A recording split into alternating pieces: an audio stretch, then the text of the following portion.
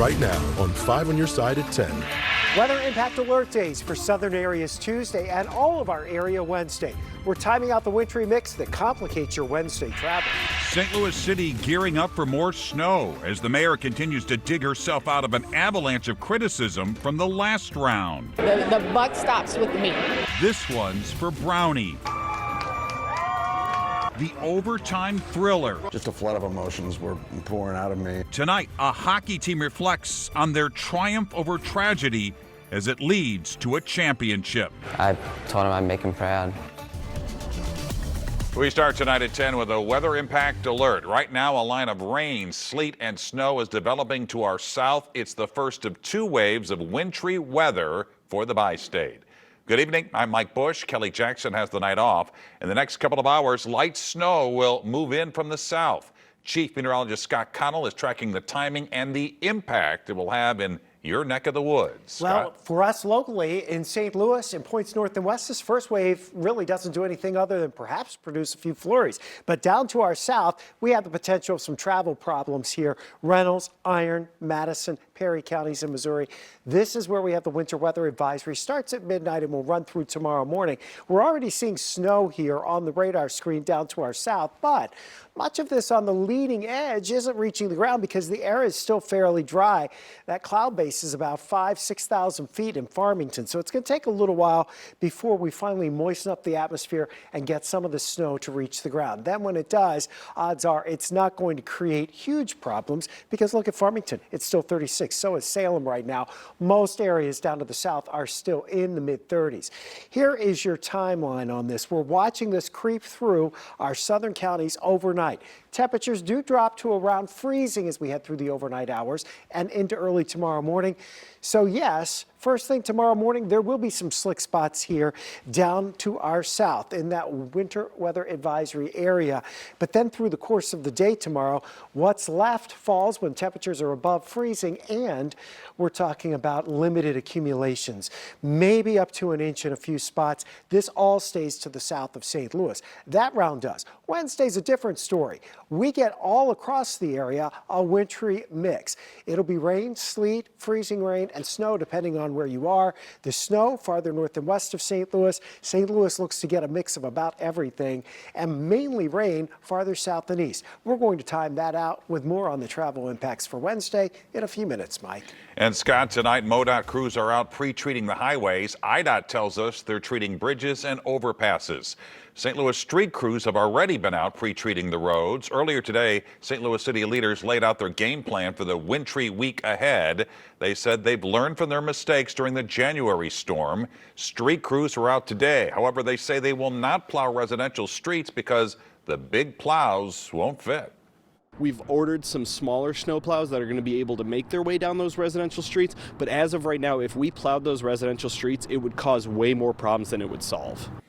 The city has independent contractors on standby, but does not plan on using them. People who live on hill routes are being asked to park on the odd number side of the street to help trucks through. Just a few hours ago, the 4 candidates hoping to be the next mayor of St. Louis weighed in on the city's snow removal. 5 on your side's Brent Solomon is live in the Weather Impact Storm Tracker with their message. Brent.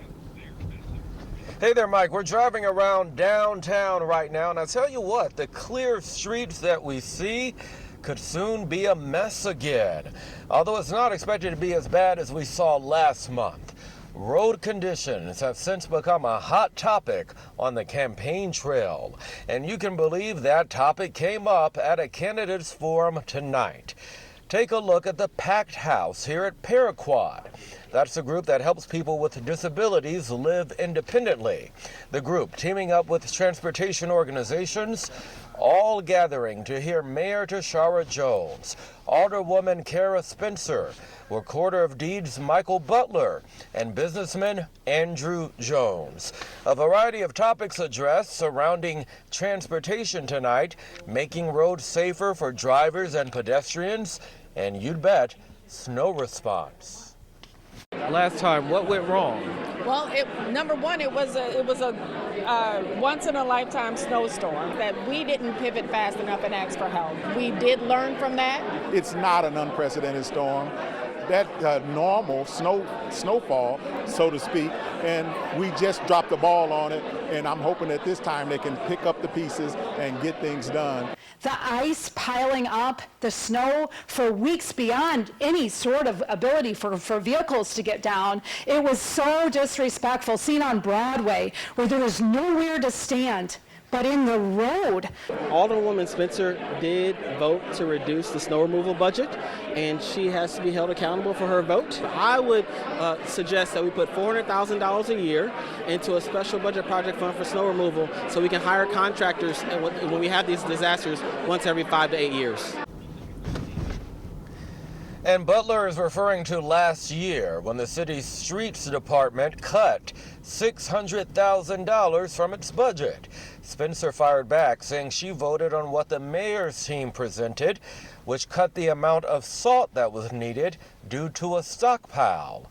She said in the end, salt wasn't the issue, but an adequate response from the city led to all of the frustrations that we saw. Let's take you back live now. The mayor says she has updated the city's social media sites with their plan this time around, and you can expect a video message from her tomorrow. All of the candidates claiming tonight that they have what it takes to fix things moving forward. We're live downtown for you. Brent Solomon, 5 on your side. New developments tonight in a shooting in North St. Louis County. Within the hour, we've learned a teenage girl is dead. Police were called to a home on John James Drive around 4:30 this afternoon. That's south of 270 off Lilac. The teen was pronounced dead at the scene. Police investigating the shooting as a suspicious death. According to our count, this is the 5th shooting of a juvenile in North St. Louis County so far this year. 3 have led to deaths of children. 2 others have been injured. Just hours ago, a Metro East jury found a man guilty in the murder of his own mother. Neil Howard was convicted in the death of Norma Carricker. The murder took place in September 2023 at their home in Troy, Illinois. Prosecutors say he was upset about his mother's dating life and strangled her with a bungee cord. A 19-year-old Lincoln County woman involved in a drunk driving crash that killed 3 high school students is going to spend the next 7 years in prison for violating her probation. Haley Zank originally served 120 days in jail.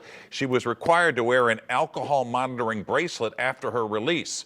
Prosecutors say that monitor was obstructed twice. The ankle bracelet was perfectly tight on her leg, operating properly, and that there was no excuse for these obstruction events. The only reasonable explanation is that she purposefully obstructed those things. The judge also gave Zank 5 years probation after her jail time. If she breaks probation again, he warned he would give her another 10 years behind bars. Tonight, President Donald Trump signed an executive order pardoning former Illinois Governor Rod Blagojevich. The Democrat served 8 years in prison on charges stemming from his effort to sell Barack Obama's Senate seat after the 2008 presidential election. President Trump commuted his sentence in 2020, and this pardon throws out his conviction. He was given a sentence of like 18 years, and it was a sort of a terrible injustice. They just were after him. They go after a lot of people. Always be profoundly grateful to President Trump for everything he's done for me and for my family. It's everlasting gratitude. He's a great guy, and I think the world of him. Blagojevich was a former contestant on Trump's Celebrity Apprentice. Tonight, the Afton Americans U16 hockey team is celebrating a championship. The win, bittersweet, coming nearly 3 months after losing teammate Colin Brown in a horrific tragedy. The team dedicated last night's game to their defender. 5 on your side's Andy Kroll caught up with the team tonight less than 24 hours after their big win.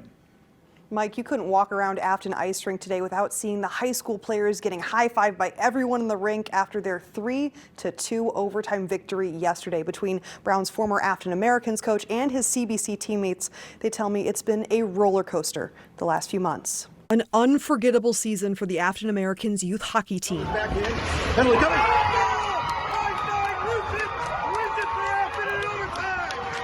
Winning the Central State Development Hockey League Championship in Chicago this weekend was certainly a high, but one of the lowest of lows was losing their 16-year-old teammate Colin Brown in late November after he was killed by a stray bullet driving home from a game on I-55 near Loughborough.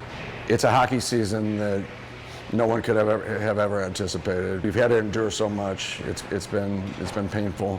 Facing another hurdle in the Naperville Sabres, one of Afton's biggest rivals in the country's best Tier 2 hockey league, head coach Bob Jackieback says. We ended up getting them this year, but it wasn't without drama. We up 2-0. We found a way to give up a game-tying goal with 37 seconds left in the game. 16-year-old center Ethan Feinstein would eventually score the game-winning goal in overtime. He took us back to what was going through his head in that moment.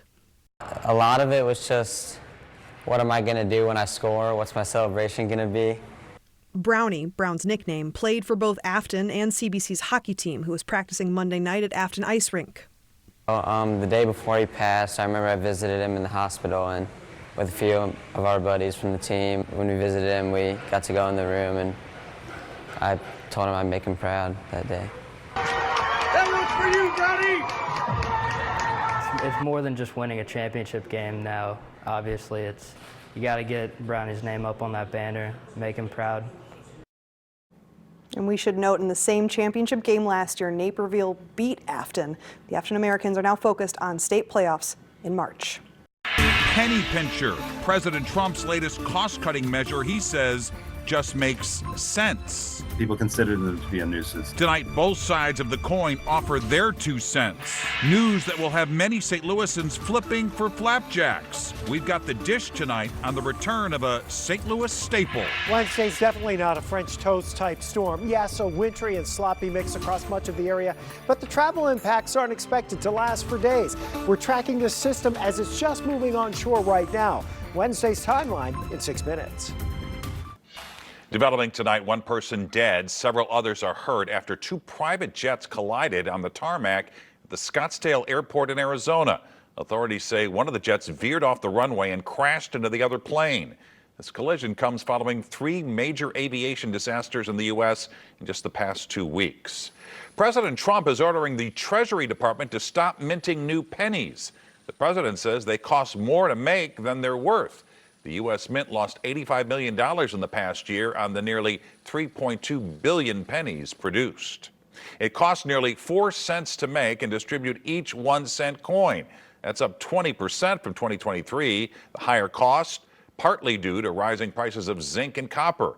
Consumer experts and advocates are split on whether this move will actually save you money. Fishing into your pocket or your purse to get one when you're doing a cash transaction adds a little time to the transaction, and it slows the line down, and our time is worth money. Businesses have a profit motive, and the fact is it's not going to even out. You can price things in a way that they're going to round up. It's unclear whether the president has the power to eliminate the penny. The size and metal content of coins are dictated by Congress. A battle tonight between 2 tech heavyweights. Elon Musk and a group of investors made a high-stakes bid, OpenAI. They want to buy OpenAI for nearly $98 billion. The offer comes amid a legal dispute between Musk and OpenAI CEO Sam Altman over the company he helped found. The St. Louis native responded on Musk's X platform, "No thank you, but we will buy Twitter for $9.74 billion if you want." A new lease on life tonight for a shuttered South St. Louis restaurant. A developer is reopening Uncle Bill's Pancake House on South Kings Highway. The 24-hour restaurant, known for its pancakes and breakfast fare, closed back in October after 60 years in business when the longtime owner retired. A reopening date has not been announced. The developer promises the same menu with some fresh surprises. 5 on your side of the Missouri History Museum are teaming up to celebrate the joy, arts, and community of St. Louis's Black history. Alicia Riva is just one of 8 artists you'll meet at a special event on February 20th. Hi, I'm Alicia Riva. I am a singer, songwriter, theater artist, and self-professed unicorn. Yeah, so 13 I think was a pivotal year. That's when I looked to my mom and was like, hey girl, I think I can really sing. Here I go again. Frozen still and I'm sinking, lost in thoughts, overthinking. And then shortly after that, going through high school, doing choir, just went ahead and studied music in college at the University of Missouri in Columbia. And yeah, it became this thing that I just continually said yes to. And before I knew it, I looked up, I was like, oh, this is my job. I wish I could turn my mind off, turn my mind off, turn my mind off. Audition for one thing, audition for another thing, and you keep booking, and then you realize, oh, I've been in this for about 5 years. This is what I do now. So I've done plays with the Muni, I've worked with the St. Louis Rep, I've worked with the Black Rep, I've worked with Metro Theater Company, I've worked with the St. Louis Symphony Orchestra. Yeah, now I'm working with Opera Theater St. Louis. So it's been a roller coaster, but a good roller coaster. We get to go on a ride together, like with Black Coffee. We're talking about friendship, which is not common for opera, but it is common for life. How do we make friends? How do we keep friends? Where are the ones that come and pick me up when I have a flat tire? Like, these are the relationships we're talking about. I am very privileged to get to do this work. But it is because I lean into the fact that I'm just a human just like everybody else. I'm not special. I just write about it and then share it with other people, and they get to relate to it. And you're invited to celebrate the joy, arts, and community of St. Louis's Black history. The free event is Thursday, February 20th at the Missouri History Museum. Happy hour is at 5. The program starts at 6:30, and our Brent Solomon and Kelly Jackson will moderate. Chief Meteorologist Scott Connell rejoined us now with the weather impact forecast. And the big question is, we have 2 storms coming in. Tomorrow morning, though, most of us in the St. Louis region will be okay, right, Scott? Yeah, I think the metro area is just fine tomorrow morning. Farther to the south, yes, there's going to be slick spots as you go down, especially south of Farmington, heading down towards Fredericktown, down towards Perryville, back towards Ironton, Arcadia, Lesterville, Centerville. That's where you're likely to have at least a dusting. Metro area, you probably don't get much more than flurries. And we're back to 39 tomorrow afternoon. 32 on Wednesday. We do have a wintry mix. Wednesday is the much more impactful day ahead of some colder air for Thursday. Where are we right now? Well, we have snow on the radar north of St. Louis. We have some down to the south. This looks impressive down south, but still not reaching the ground in a lot of places, although we do think it will start in the next hour or two to reach the ground. So the weather advisory starts out here at midnight down into Reynolds, Iron, Madison, and Perry counties. By the time everything's said and done, you'll be lucky if you have over an inch on the ground down to the south of St. Louis. In the metro area, you're waking up to cloudy skies tomorrow morning. We're right around freezing. We should be fairly quiet early tomorrow morning. Wednesday is the day, though. Snow, sleet, rain, freezing rain. Yes, the whole combo across the region with travel impacts. So this wintry mix is likely for most of Wednesday, starting in the morning, lasting until the evening. It should start in the metro area, most likely between 8 and 10, and then by midday, go into that wintry mix, starting as snow to a wintry mix. Now, to get plowable snow, it's more likely you'll have to go farther north and west of St. Louis. So this is the area that's expanding right now down to our south. That stays mainly to our south tonight. The energy is just now pushing on to the west coast, and so in this southwest flow aloft, it's just loaded up for us. And so we have the system down to our south tonight. That's your winter weather advisory. As we go into Tuesday night and Wednesday, we have the winter storm watches and warnings up to our north and west. Let's look at tomorrow. You see what it is down to the south. It's just quick hitting and it zips right along. Again, maybe an inch or so. Now, as we go into Wednesday, we're talking about widespread precipitation for all of us, and it's a wintry mix. That line between snow, sleet, freezing rain, and rain, that's pretty compacted in here over about a 20-mile area either side of a line that's just south and southeast of St. Louis. We think we're going to see a little bit of everything in St. Louis. The trend, though, has been for things to weaken a bit later in the day. So we may not have as much snow later in the day, and we're around freezing. So that's why we are concerned that there's going to be travel impacts. Your better chances for heavier snow north and west of St. Louis. We may end up in the metro area without seeing much more than an inch, inch and a half or two. So here it is, next 7 days, we're breaking it down. Our biggest problem in the metro area, and for most of us, will come on Wednesday as the snow starts between 8 and 10 in the morning and then goes to that wintry mix between about 10:30 and 1. And then in the afternoon hours, we're flipping back and forth. So expect travel problems and some delays. And we'll know more tomorrow as yes, the storm we get closer and closer. Yeah, the storm is coming on shore now, so we should have a good sample of it tomorrow. All right, Scott, thanks. Frank is here with sports. Mike, we relive the greatness of Jalen Hurts. Jordan Goodwin is now a teammate of LeBron. And Kansas City, just a reminder, John Hamm is from St. Louis. Stay with us.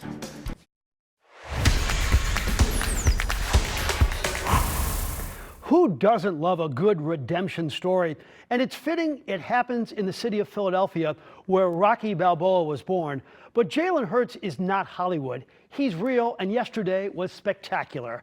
Hurts took the hits, and as Paul McCartney would sing, he let it be. And yesterday, he let it all hang out with some of the best throws of his professional career. 17 of 22 for 221 yards and 2 touchdowns. This is a 26-year-old who was benched in the national championship game in college, ridiculed this season for not connecting with a star receiver named A.J. Brown.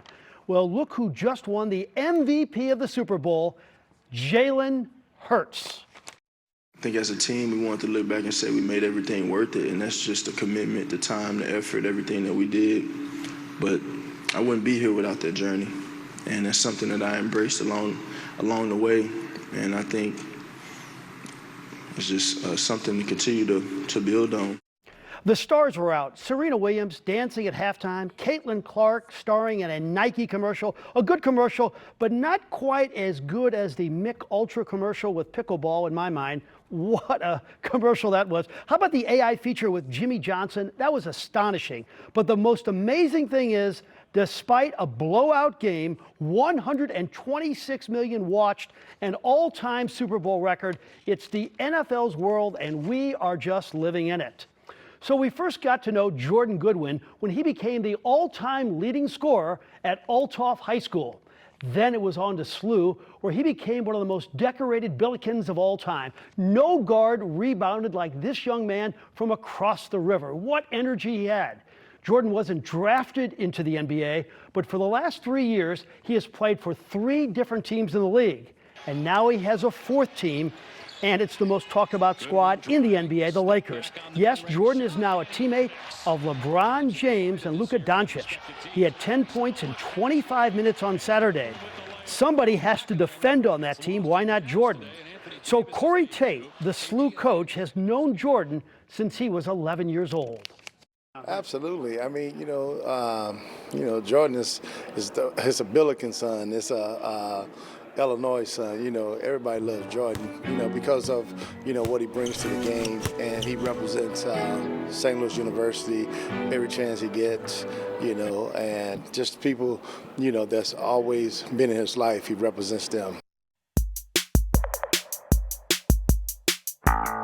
Finally tonight, I like the Chiefs, and I really like John Hamm. But I got to tell you, what in the heck is happening when he's introducing the Chiefs on the field at the Super Bowl? I don't blame John. When you're asked to do that with 100 million people watching, you say yes. And who's cooler than John Hamm? But Kansas City understand this. He's from St. Louis. Yes, he is. He wears his Blues and Cardinal hats all the time. If you get to the Super Bowl next year, Kansas City, are you asking Sterling K. Brown to introduce the team? Give me a break. Well, why not? He's an actor from St. Louis, too. Are you going to start claiming that Stan Musial actually played for the Royals and Leonard Slatkin is actually a Kansas City Symphony guy? Oh, yeah, and you guys started Toasted Rav, too? Hey, we applaud your football team, but find your own dang celebrities. And that's, frankly speaking, for tonight. Yeah, it didn't make much sense. You can stay the night at the home of the King of Late Night, the new rental just a 4-hour drive away. Here's a rental that may be on David Letterman's top 10 list. It's the childhood home of the former late night TV host, and it's now listed on Airbnb. The small bungalow located in Indianapolis's trendy Broad Ripple neighborhood is decorated with memorabilia along with family photos and Dorothy Letterman's cookbook. The rate for one night, $200. And Scott has a final check of that weather impact forecast. You know, we have the weather impact alert for areas south of St. Louis tonight. Wednesday is really the more impactful weather area-wide. From 6 a.m. Wednesday until about 9 p.m. Wednesday night, you're going to see that wintry mix. It'll start as snow, and then we'll change over to some sleet, freezing rain in St. Louis. Temperatures will be right around freezing. It is going to be a sloppy go as we head into Wednesday during the midday hours and into the afternoon. The heaviest snow, though, north and west of St. Louis for sure. And there you have it, 5 on your side at 10. We're always streaming on 5 Plus, which is free. Start your day with Today in St. Louis beginning at 4 a.m.